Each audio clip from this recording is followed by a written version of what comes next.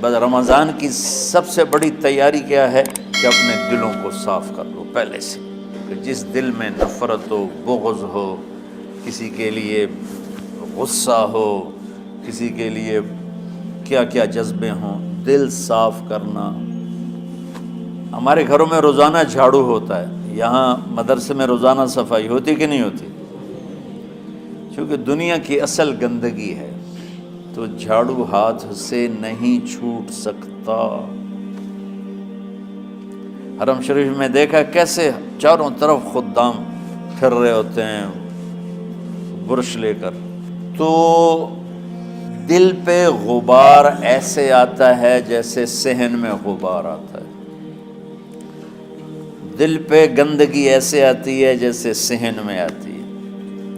تو ہم نے نظام بنایا ہوا ہے، لوگ مقرر ہیں، وہ روزانہ جھاڑو دیتے ہیں۔ تمہارا دل ایک آنگن ہے، ایک صحن ہے، اس میں بغض، نفرت، حسد، پتہ نہیں کیا کیا گندگیاں آئیں گی اور آتی رہیں گی۔ بچوں ایک کام کرو، جھاڑو پکڑ لو، صاف کرو۔ یا اللہ معاملہ تجھ سے کرنا ہے، لوگوں سے نہیں۔ کسی نے برا کہا، کسی نے غیبت کی، کسی نے گالی دی، کسی نے دھکا دیا، کسی نے حق مارا، کسی نے کچھ کیا، یا اللہ تیرے سپرد، میں نے اپنے دل کو سب سے صاف کیا، میں نے اپنے دل کو سب سے صاف کیا۔ یہ اتنی بڑی عبادت ہے کہ بڑے بڑے نفلوں والے، تہجد والے، حج عمرے روزے والے تمہیں نہیں پکڑ سکیں گے، کیونکہ اس کا کرنے والا دنیا میں کوئی نہیں۔ نفل پڑھنے والے تو بے شمار ہیں، عمرے کرنے والے بے شمار ہیں، علماء بے شمار ہیں، حاجی بے شمار ہیں، سخاوت کرنے والے بے شمار ہیں، لیکن اس ٹکڑے کو صاف کرنے والا لاکھوں میں ایک بھی نہیں۔ مشکل کام، آپ یہ سیکھ لیں، صاف کرو، صاف کرو، صاف کرو۔ یہ رمضان کی سب سے بڑی تیاری اور علم کو حاصل کرنے کی سب سے بڑی چابی ہے کہ اپنے دل کو کھلا کر لو۔ کوئی چیز خالی ہوگی تو کچھ آئے گا۔ جس دل میں بغض بھرا ہو، نفرت بھری ہو، حسد بھرا ہو، کینہ بھرا ہو، اس میں خاک آئے گا، اس میں تو علم کی ایک کرن بھی نہیں آئے گی۔ اس زبان سے چاہے جتنے مرضی موتی بکھیرے، دل اس کا اندھا ہوگا۔ لا تعمى الابصار ولكن تعمى القلوب التي في الصدور۔ یہ آنکھوں سے اندھے نہیں، دل سے اندھے ہیں۔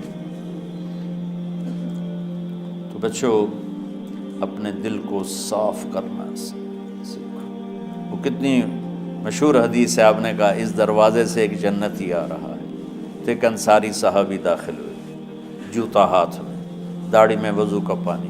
اگلے دن اس دروازے سے ایک جنتی آ رہا ہے، تو ایک صحابی آئے، ہاتھ میں جوتا، داڑھی میں وضو کا پانی۔ وہی صحابی اگلے دن اس دروازے سے ایک جنتی آ رہا ہے، تو وہی صحابی 3 دن جنت کی بشارت لیا۔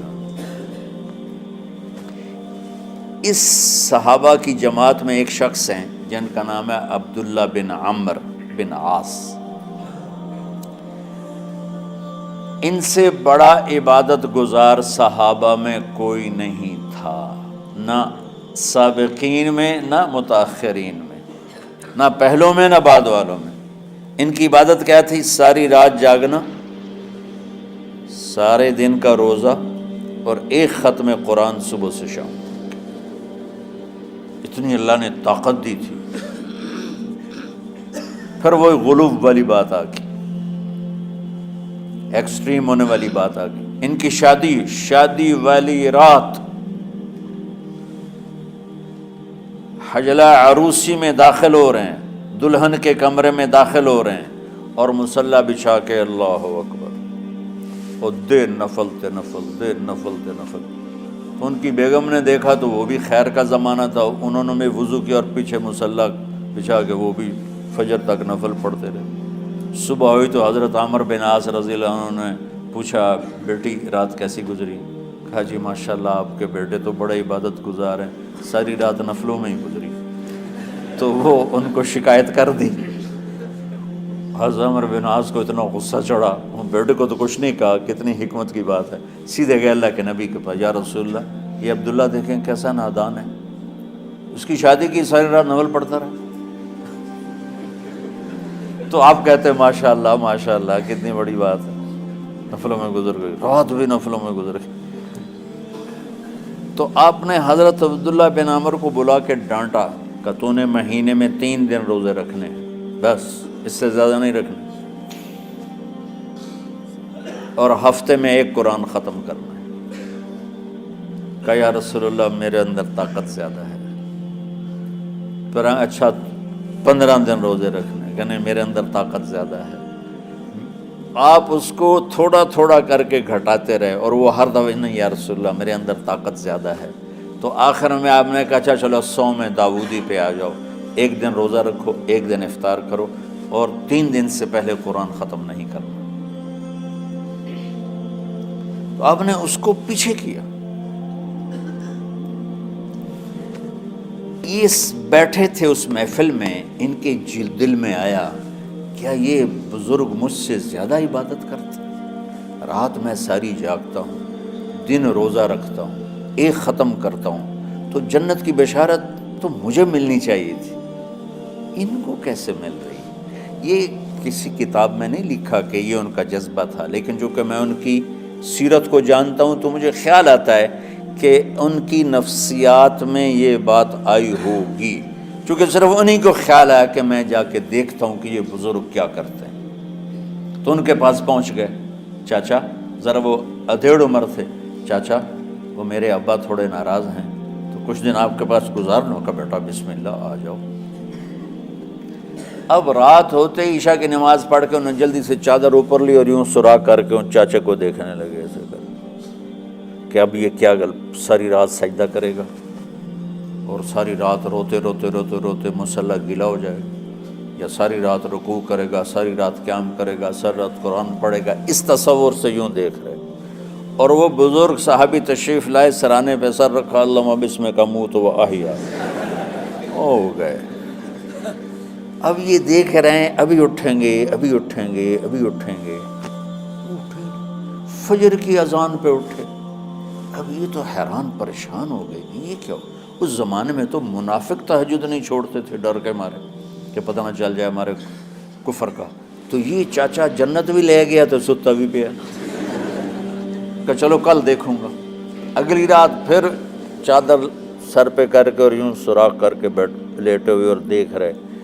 چاچا پھر تشریف لے اور سرانے پہ سر رکھا، اللہم بسمک اموت و احیا، ہو گئے۔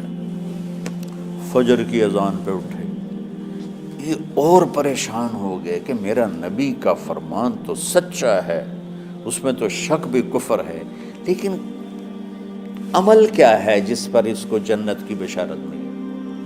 2 رکعت نفل بھی نہیں۔ اور آج کے دور میں تم میں سے ماشاءاللہ اکثر بچے تہجد پڑھتے ہیں کہ 1 رات اور دیکھوں گا، تیسری رات اللہم بسمک اموت و احیا، ہو گئی ساری رات۔ تو تیسری رات پھٹ پڑے عبداللہ بن عمر، کہنے لگے چاچا میری ابا سے کوئی لڑائی نہیں تھی، 3 دن میں تیرے بارے میں سنتا رہا، جنتی جنتی جنتی۔ میں دیکھنے آیا تھا کہ آپ کیا کرتے ہیں، آپ تو کچھ بھی نہیں کرتے ہو، ساری رات سوتے رہتے ہو، اب کیا کرتے ہو؟ میں نے کہا بیٹا یہی ہے جو تم نے دیکھا ہے۔ اب ان کو سمجھ میں نہیں آ رہا کہ یہ جوڑ کیسے بٹھاؤں، ادھر جنت کی بشارت، ادھر ساری رات خراٹے، اب یہ اس میں جوڑ کیسے بٹھاؤں، کیونکہ نبی کی بات تو غلط ہو نہیں سکتی۔ تو اب وہ ایسے بڑے بے دل سے ہو کر واپس مڑے، پتہ نہیں کی چکر ہوئے گی کوئی گل۔ جب وہ دروازے تک پہنچے تو کہنے لگے بیٹا ادھر آنا، واپس آ گئے۔ کہا میں تمہیں اصل راز کی بات بتاتا ہوں۔ کہا کیا ہے کیا ہے؟ تو یہاں ہاتھ رکھا، کہا یہ جو دل ہے نا، اس میں کسی انسان کی نفرت نہیں۔ ہاں ہاں ہاں۔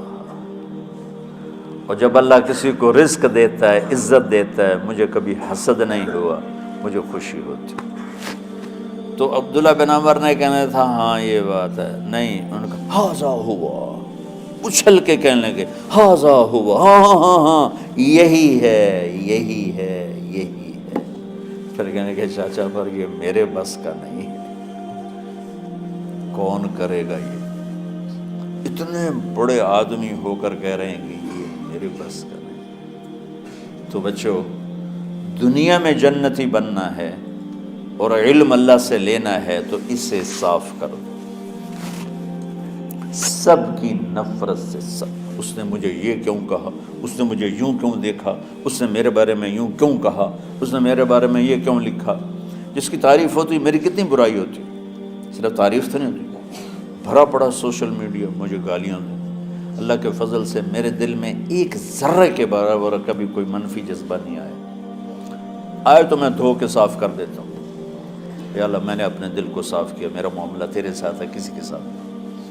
یہی آپ رمضان کی سب سے بڑی تیاری، علم کے حاصل کرنے کا سب سے بڑا ہتھیار آپ کو یہ نہیں ہے کہ تمہیں کتابیں یاد ہو جائیں، تمہیں اشعار یاد ہو جائیں۔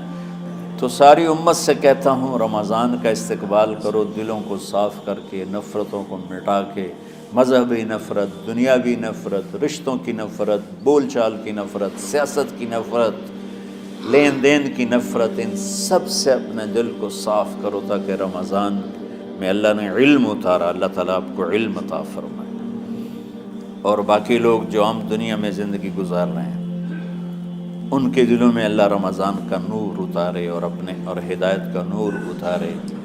یہ سب سے بڑی تیاری ہے اس کی۔